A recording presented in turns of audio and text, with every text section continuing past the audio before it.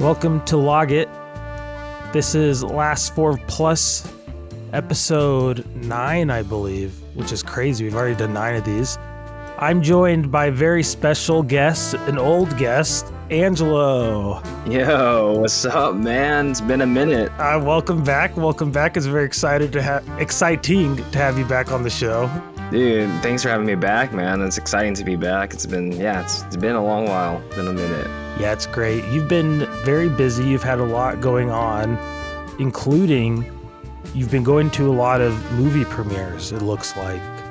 Yeah, it's been overwhelming, I'll say. It's been like I can't believe like I'm actually in the presence of all these like people on movies, and I'm just lucky to be there, I'd say. I'm just the ordinary man still, just the ordinary guy. Yeah, you say that, but it's very impressive. I'm very jealous, and so it'll be exciting to hear about some of those movies you watched. But let's get started.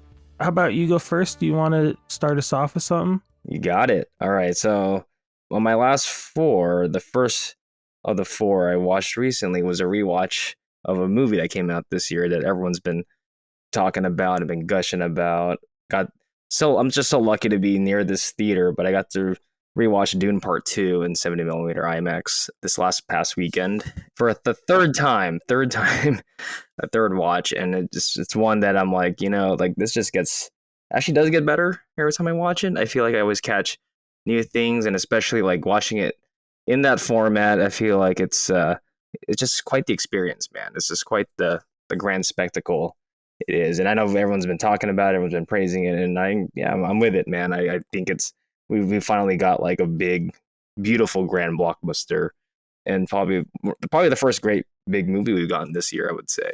Yeah, I agree. I've still only seen it once. I need to at least catch it one more time in theaters, but it definitely felt there was a certain blockbuster feeling to it that you don't get as much with big movies when they're heavily CGI. And I know CGI is just a part of filmmaking at this point, but I'm talking like Aquaman, where it's like you can't really enjoy the spectacle as much. Like, it's a fun movie for other reasons, but the spectacle is not the same feeling with like something like Dune 2. Like maybe The Force Awakens kind of had it because they did have a lot of great kind of like practical worlds and like really, really great like scenes.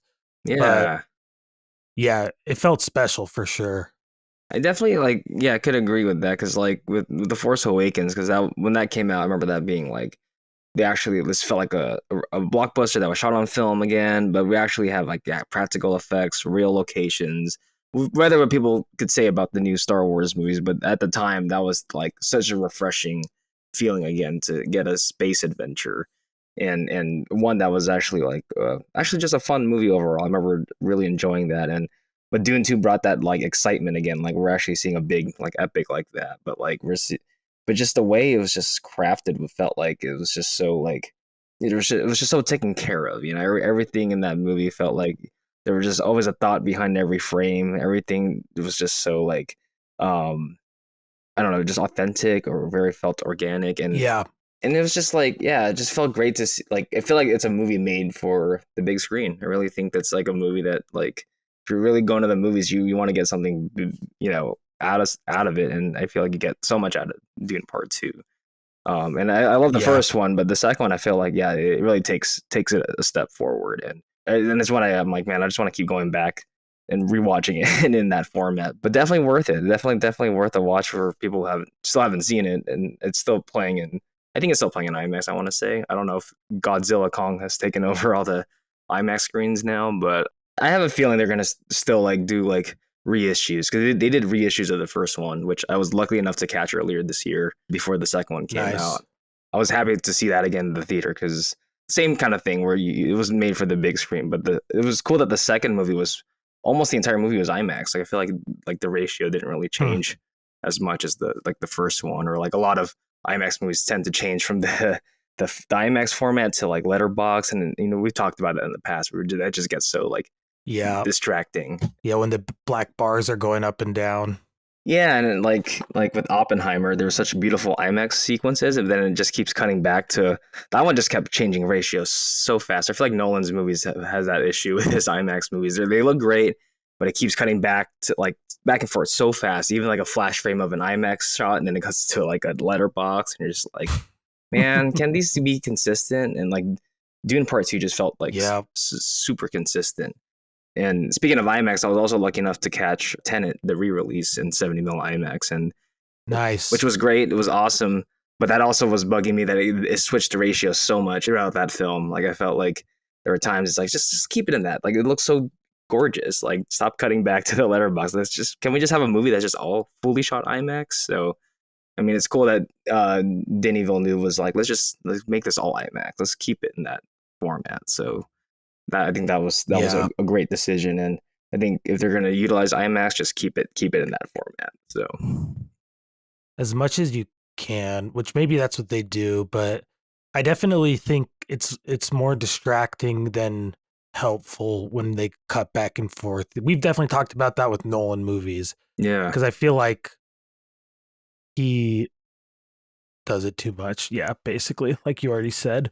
yeah, and I'm hoping because I know PTA's new movie that's in the works with DiCaprio is going to be his first IMAX movie, so I'm kind of interested if he's going to keep it all IMAX because I hope so. I hope it'll be a consistent ratio the entire time, not without keep cutting back to flash frames of letterbox format. Like yeah. So we'll see.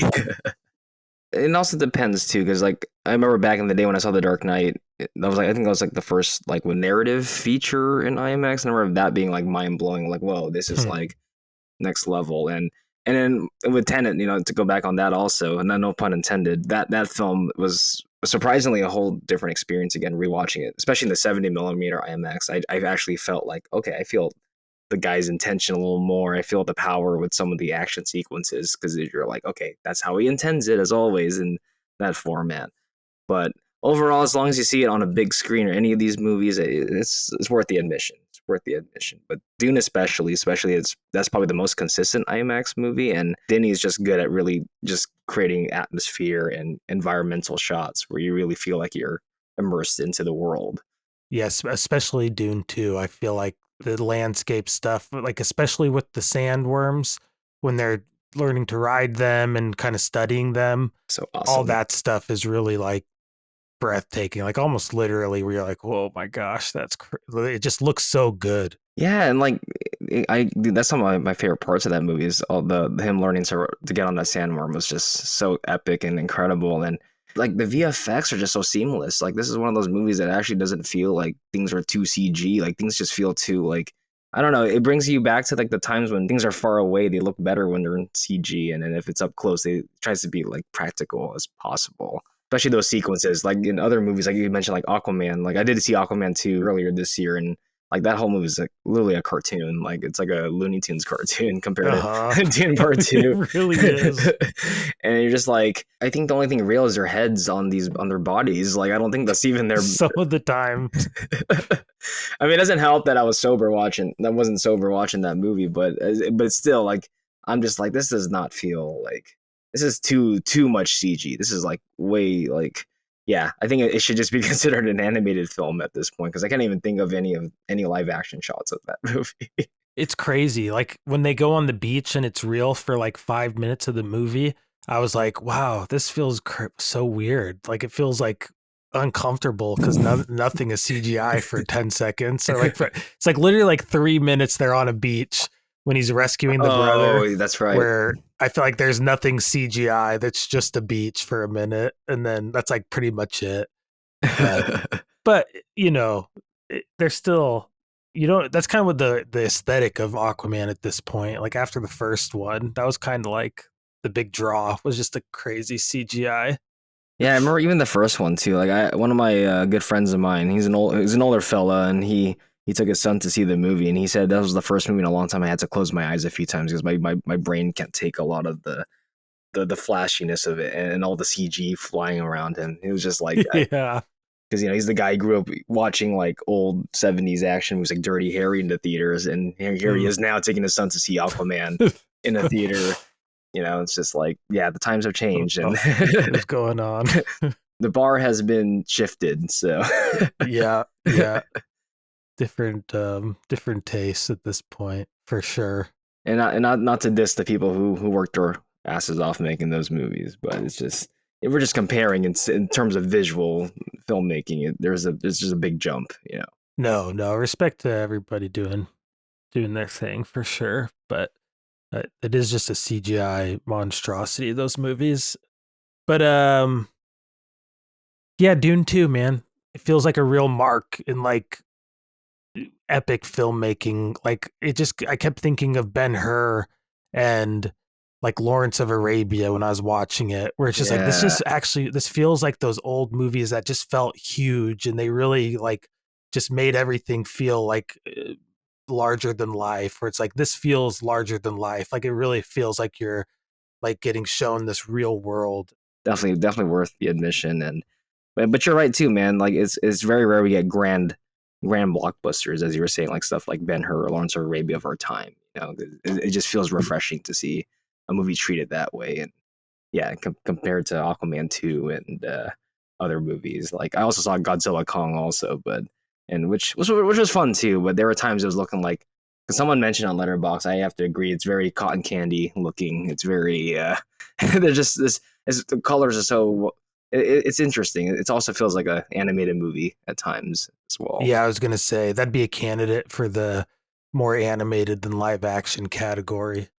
Especially this new one, I would say, compared to the Godzilla Kong. I felt like first Godzilla Kong had a little bit more of the balance with more of the human and monster action, where this one felt like there were times I don't think there was like maybe a whole sequence like without humans for a good 20 minutes, and it was like this is a cartoon for sure, especially with that baby Kong running around and doing Oh his my thing. gosh. Yeah. That's so funny that they did Baby Kong. Yeah, The old movies with him are wild. I yeah, watched that one just because I was like, I have to see what this is all about, and it's a wild movie. Man, I really blame Planet of the Apes for those fully CG movies because I feel like they were a tipping point in people being like, "Wow, the CGI! Like we can believe these CGI monkey characters," and I'm convinced it was a conspiracy to let the studios like push CGI into like every like big blockbuster where they're like, "Oh, everyone loves CGI now. Like we can just make like full like we can just really go for it with the CGI and not care anymore."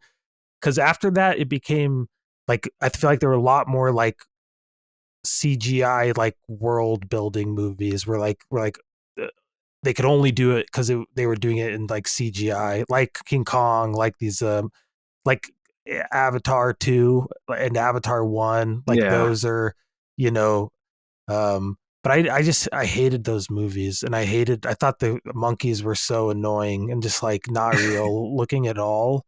And I just like couldn't believe it when everybody was like CGI, there's like these are the best characters ever. Like I can't believe how realistic it looks. Because I was like, I don't think it does.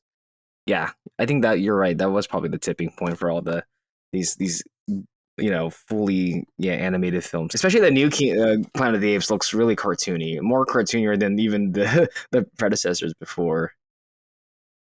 Man, I forgot they're making a new one. That's crazy. Because they showed a trailer when I rewatched Dune Part Two, and I'm like, man, this looks even more cartoonier than the other ones. Like, like even more obvious. I don't know. We'll see how that goes, because it's just I thought they were done with that, but I guess they're just gonna keep milking that franchise as well. I'm still a fan of Which is wild. The OG films, like not just the original, but Yeah. like Oh yeah. the sequels. I don't know if you've seen Beneath the Planet of the Apes. That is one of the most wild, like weirdest sequels of ever No. made. Okay, I'm definitely gonna watch it. Because I don't want to spoil it, but I just had because I remember when I was a kid, like every like holiday, they always used to do marathons on Sci-Fi Channel and AMC Channel. I think would always do like a whole day marathon of all the movies, and I always try to catch them when I was a kid. And I don't know, they were just so weird and fascinating because it just goes. Because if you haven't seen it, I don't want to spoil it because it just goes in like such a weird direction from what the original was. Because the original felt like a real like kind of like more of a horror movie of a guy like these astronauts crash landing on this quote unquote planet with all these monkeys and seeing his friends getting tortured and decapitated and he's being experimented on. It was just like a nightmare, like Twilight Zone type movie. Totally. Which I think Rod Serling was the I think he wrote the screenplay, I want to say, for the original Planet For of the Planet of Apes. the Apes? I want to say he did. I want to say Oh, I'm gonna look that up. I want to say it was written to be like a Twilight Zone like episode, but I think they said like, no, this is too good. This should be a movie. He did. How did I not know this? Because I remember like way back then I watched a documentary like, behind the entire concept of the whole series, and that was like one of the first things they brought up. Rod Serling wrote the first movie, and it was supposed to be a Twilight Zone episode. I want to Wow. say I could be wrong. People out there listening, call us out if we're wrong. But that makes total sense with the ending, with the big reveal. Like that totally feels like a Twilight Zone twist ending because they always have the big reveal punch at the end, you know, Yeah, that kind of flips it.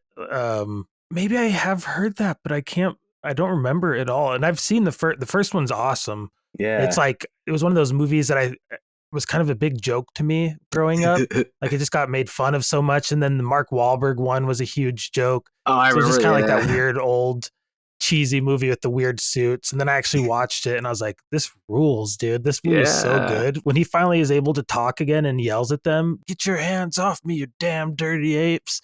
It's so good, man, and that movie has such great suspense and tension, and actually good thrills. And I haven't watched it in a while, but I want to like rewatch that sometime. Now I'm talking about it. But if you ever feeling like doing a marathon of the originals, I would love to hear your thoughts because it's just so fascinating. Like I feel like a lot of filmmakers back then were already like on cocaine or something when they were coming up with like because it just takes a big turn. Like yeah, like for those listening out there who's watched, you probably knows what I'm talking about. But I would love to hear Yeah. your thoughts if you ever feel like you want to just binge watch a monkey franchise. Man, that's so funny. Well, I don't have like a ton to talk about. Do you want to do your next one and then I'll do one after that? Sure, yeah. So the next one is another recent release, and I saw it actually a few weeks back on my own, and then recently my dad wanted to watch this because he's a fan of the OG, is Ghostbusters Frozen Empire. Mm. I feel like they're trying to treat this to be like their like Star Wars franchise, just because like it's just so interesting that like because you watch the original movie, it's just a fun like it's just a bunch of funny comedians and a fun concept, and it just worked because of the. Actually, I think it just works because of the people. Like, I feel like the original movie just works because of Bill Murray, Dan Aykroyd, Harold Ramis, Ernie Hudson, and now it's just so interesting that like 'cause with Ghostbusters Afterlife, I feel like that movie and the decision they went with that just feels like they were just trying to like they're just trying to sell the toys to the kids. The fact that they had to like since Harold Ramis is, rest in peace, they had to go in this route where like, oh, we gotta get the grandkids of Egon Spangler to like pass on they're passing the torch to these kids. I think we talked about this a long time ago. They got some great comedians to just do a normal like traditional Ghostbusters movie, and I would have been totally fine with that. Yeah. I mean, I'm sure the kids out. I mean, I hope the kids out there are enjoying it. Like, if I was a little kid and saw that movie, I'm like, oh, that's cool. I do want to get a proton pack and drive the Ecto Yeah. One and stuff. Like, there's moments where it's, oh, that's cool, that's fun that they do that. But but it's just like, you just see. I mean, us as older people can see this just be cynical about it and kind of see like, yeah, you're just trying to just harken back and like, let's just sell these things to the little kids, bring back all these familiar things. Um, but this new one is definitely it is more of that. But one thing I got to say about this new movie, it is fun. It's actually fun to actually go back to the original setting in New York and actually have like them already as Ghostbusters doing their thing. As we see in the the original movie. And I love Paul Rudd. It's great. Like I think that's just a great casting for like this franchise. I feel like that's the kind of like guy you need for that. And it's cool to see him now as a Ghostbuster compared to the last one where he was just this doofus substitute teacher. I think his name was like Gooberson or something. It was still funny. He had his moments, but I definitely think it was an improvement at times because it felt like more of a traditional Ghostbusters movie compared to the last one. But I still think there's also Nice. such missed opportunities. I still think like I feel like they try to cram so much in one movie. There's just a million characters in this film, and even like someone like Paul Rudd doesn't. I was a little bummed that he doesn't get enough screen time. Like I'm really shocked that like they really focus again on the kids, and it was fine. It was fine. I don't think it's the worst thing nor that great, and it just makes me sad that like they have to shoehorn like as much as love Bill Murray and Dan Aykroyd and all of them, but it's just like just sometimes it just feels forced, like trying to throw them all together. Even what's her name, the secretary in the original, like when did she become like a Ghostbuster out of nowhere and has all these like secret weapons and stuff? But it was fun, but it was also just like, again, they're just trying to sell toys to kids and trying to milk this into being Yeah. like this never ending franchise where they're gonna like, I'm sure they're gonna make a million more. We'll see, because I know the didn't do too well at the box office, but very curious of where they're going to take this franchise. But it was fine. I would rewatch this one over the Afterlife. I would say at least this one Yeah. at least had a little bit more going for it. And again, back in New York, it's great seeing these characters, and yeah, it was fine. I do love an action movie set in New York. Yeah, like it's like definitely the. I feel like how many movies you could list. I'm sure there's a list out there of every New York action movie. Like Oh my gosh. there's handfuls. I guess you There's got to be hundreds. obviously all the Spider-Mans, almost all the Marvel movies, right? Aren't they all in like, I mean, like the Yeah, Avengers, most of them. Men in And then like Black, the original King Kong is New York, King right? Kong, yeah, King Kong, The new King Kong too. Man, yeah, there's so many. Godzilla, Die Hard with the Vengeance. Matthew Bar. Yeah, nice. It'd be fun to see if LA or New York has more. Yeah, it'd be a fun tally of which has the most, because I feel like there's so many Yeah, LA action movies, so many New York action movies. maybe we could do a debate episode where we do which city is the better action movie city, LA or New Oh, that's York. fun. That's fun. That'd It's be interesting. especially since I brought up Die Hard. It's funny how that franchise was both in LA and then New York in the same Yeah, that's series. right. So it's that'd be fun. That'd be a fun one. That'd be a fun one to actually like do some research and like tally them all up and Try to, debate which one's yeah. the better setting. Well, all right. I will do one. One I just watched today. It's an old movie from 1951. It's called When Worlds Collide. Have you ever heard of this? I've heard of it, never seen it. Have you actually? Okay, I hadn't heard of it, but I just wanted to put something like nice on and pleasant. And when I want that, I'll go to like 50s, 40s like sci-fi movies.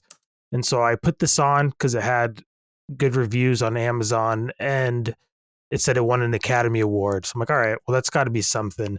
It was a really cool movie. It was really interesting. It's basically like Noah's Ark, but space and like Earth. Oh, really? So there's like another planet that's going to collide with Earth. And so they kind of create a small group of people to go on what they call the space arc to save humanity. And they have like another planet they're going to try to go to. It's mostly about them preparing for that moment. Oh, cool. It's cool. It's an interesting plot. They do a lot of like fun talking science, where they're like, well, this is going to happen at this point, and like trying to figure out how to save everybody. And it was actually a really solid movie. Maybe the best part, in my opinion, was the visuals, though. It was really beautiful movie, especially for like 1951 sci-fi movie. You don't really expect necessarily the best like cinematography or like visuals, but there was a lot of like matte painting stuff and a lot of like special effects with like miniatures, because there's like as the planet that's going to crash into Earth gets closer, the gravity starts messing up tides and like creates earthquakes and stuff because it's a huge planet. But the visuals were awesome. The special effects were awesome. There's a lot of great miniature stuff that's like really well done, and I love like old miniatures with like cities being destroyed and stuff. The matte paintings are beautiful. The sci-fi elements are kind of fun. It gave me like little hints of 2001 with some of the aesthetics of it. Oh, nice. And I don't know if it was actually an inspiration at all. Maybe it was just like the time period, but they were just like some of the visuals were really, really cool and like Kubricky, 2001-y. And it was a cool movie. So it did win an Academy Award for special effects, and it was also nominated for Best Cinematography. And it was the same guys who did the special effects and the cinematography, John F. Seitz and W. Howard Green. So cool movie, worth watching, especially if you like old like sci-fi movies. It's on Amazon Prime for free. Oh man, I can't wait to watch that. I think I have that on my watch list on maybe Amazon, or yeah, I think I want to say Amazon or Paramount, because I remember seeing that, and I used to get that mixed up with War of the Worlds for some reason, like the posters. I can see that. but I've heard of this movie, and I read somewhere they were trying to do like they're trying to do a remake of this. I want to say they've been trying to do like a new version of this movie. That's how I discovered it, and then Mm. I never heard of this like prior to maybe it's a long time ago because that title sounded familiar, and I felt like I've read something about like a remake in the works for a while, but. It always caught my eye though. Every time I come across it, like I want to see this, or every time I'm at the library or video stores before, I'm like, this looks cool. Just by the posters, like especially seeing that, looking at this right now, the destruction of the world and the jets flying there, like Some fun stuff. in 1951. Interesting. Definitely curious now to check this out. But it kind of reminds me of Melancholia. Oh, the Lars von Trier movie.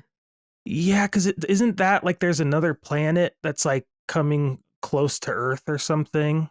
Yeah, no, you're right because I haven't seen that in a while, but I remember that also had like such a beautiful visual of the planet above Mm-hmm. Earth. And I think that's probably the most accessible Lars von Trier movie from my memory because everything I watched of him is just like I can't like get past certain parts. Same. Like I know people love him, but I'm not like as gung ho or I definitely admire certain things, but I remember Melancholia was like the only one I was like, oh, this is actually this is actually pretty interesting, pretty decent. So, would you like to do your next one? The next one I watched was a couple of days ago. I went to a It's my first time ever on the. Well, I've been actually. I don't know. This might have been my first time on the USC campus, but I went to the. They have this Robert Zemeckis theater. It was for a special screening for this new horror movie. I want to say it's coming up this weekend or next weekend. It's called Sting. It's about Okay. a family living in a complex, and this girl finds this little spider, and she treats it like a pet, but we see this little meteorite in the beginning coming to Earth and crashes in this building, and you find out that the spider came from this meteorite. Oh shit. As the movie goes, this spider starts to like kill things and starts to evolve and get bigger and starts like literally like killing everybody in this apartment complex. Pretty fun movie actually. I'm not gonna lie. I was really pleasantly surprised because I didn't see any trailers, didn't really read the synopsis because it was just a friend invited me to the screening. I had no idea what it was about, but I was like, sure, I'll go to this little Q&A screening for this movie. The spider effects in this movie were very impressive. There were times like this can't be Nice. CG. This has to be like an animatronic and stuff because there were such cool close-ups of the spider coming to the people's faces and they seeing like slime, like the alien and the xenomorphs, and literally. Nice. Yeah. And then one of the stars in the film, his name was Jermaine Fowler. He was giving us insight, saying the director wanted to bring back like practical effects and heavily inspired by Okay. Arachnophobia, Cool. Alien, Jurassic Park, and it was fun. It was a fun movie. It's one where like I feel like people should just start to appreciate the practicality of the film and the wonderful sound design and gorgeous cinematography for this low budget movie, but very impressive and definitely I don't know. I think it's definitely worth watching. Definitely if you're into horror or spider, if you're like creepy, like if you're creeped out with spiders, is definitely the best movie to watch. Probably won't make your phobias any better, but I was very impressed with it. It was cool. It was a cool Q&A. It was cool. That actor he's an exterminator trying to like kill this bug, and he didn't realize, oh, this is this. Nice. He didn't know what he got himself into, but he was a supporting role, but cool guy, and it was cool hearing his experience on the movie, and definitely, yeah, I had no idea what it was about, and I was pleasantly surprised. So I hope if people love horror and love those creature features, it's definitely worth the watch. That's cool. You've got me hooked. I really like Jermaine Fowler too. I think he's very funny. So Yeah, and it just sounds like a fun, like you said, like the comparisons you mentioned. It just sounds like a fun, like classic. totally good Friday night movie, and I actually wouldn't recommend people just watching the previews. Just going in blind, and don't even read the synopsis. Just watch it. Just enjoy the experience. Especially like I feel like we don't get enough good creature features anymore. Like I feel like Mm, I mean, we've gotten some good ones, but it's just it feels like I don't know. It's something about it felt refreshing, and there was a lot of like moments where oh, there's real stakes in here, or just because you have kids involved and parents. It was cool. It was definitely a good thrill ride. I nice. Yeah, I'm gonna watch it. Is it in theaters still? think it's coming out to theaters. I want to say this weekend or next. Cool. I'm excited for that one. I wanted to, I don't know if this is in your last four, so I wanted to ask you about it.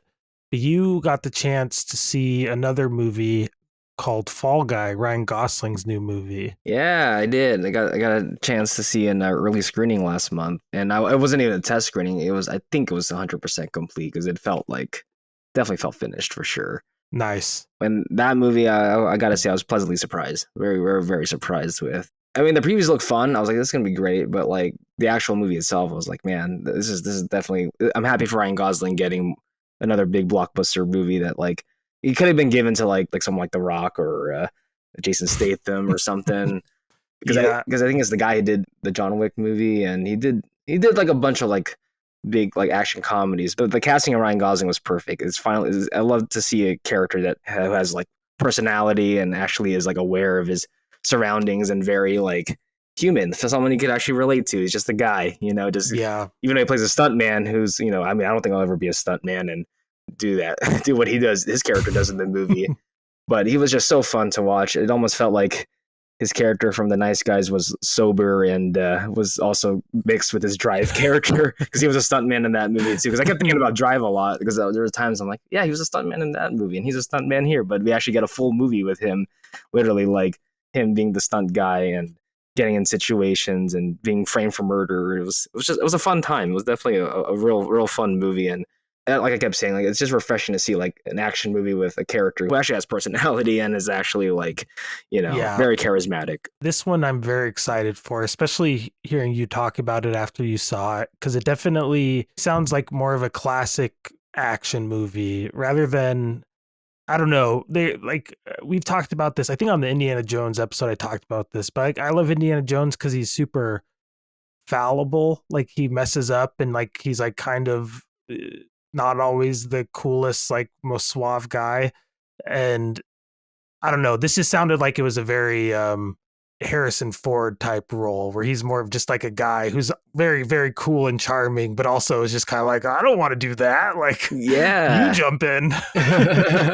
Exactly. And I was really getting like I think I mentioned too, yeah, before I was getting Harrison Ford vibes with some of his bits in the movie. There were just times I'm like, man, this guy he would be a good Indiana Jones man. Like there's just times I'm like, this guy has Mm, got the it's just his facial expressions and just his body language and yeah, him messing up a lot in the movie. It's like, yeah, he's not the perfect guy, but he has to do all these insane stuff to survive. My kind of action movies, action heroes to watch, and I'm just happy to finally like see him do something that's fun. He's not fully serious, but he's also still good at the same time, but a good balance. yeah, I'm super pumped for this one. Yeah, no, it's definitely a good Friday night movie. I would say that's a fun popcorn Yeah. flick, and it's also I feel like it's funny. This feels like the belated. It will complete the Barbenheimer trilogy because you have obviously Ryan Gosling, but you have Emily Blunt, who was also in Oppenheimer. Yes, Because I kept thinking about it, like, oh totally. my gosh, this is like the ending of that trilogy where you finally you mesh both of those movies literally in one movie. It's part of the Barbenheimer universe. Oh, I know this, but I mean, if people still double feature that, I'm sure this would be a good third one to end it on a triple feature. Yeah, no, it's refreshing. I felt like it was a fun, refreshing action comedy, and definitely worth the watch. Definitely worth the watch, and especially for all you Gosling heads or action movie buffs out there.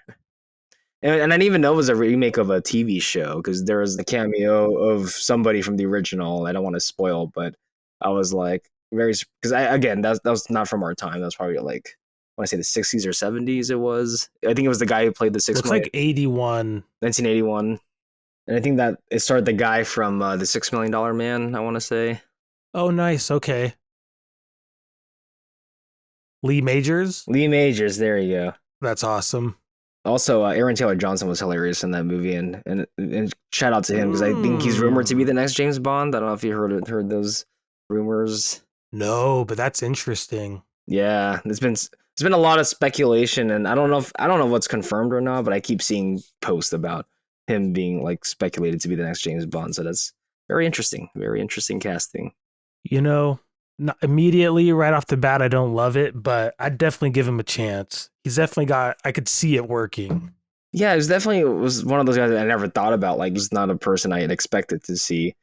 But he's also an actor that never has the same face in movies. He's actually a good guy. He seems, I Yeah, mean, a guy that likes. He seems to morph into roles really well. Like totally. he's not just kick ass guy and everything. He's always a character. I feel like he's a good character actor.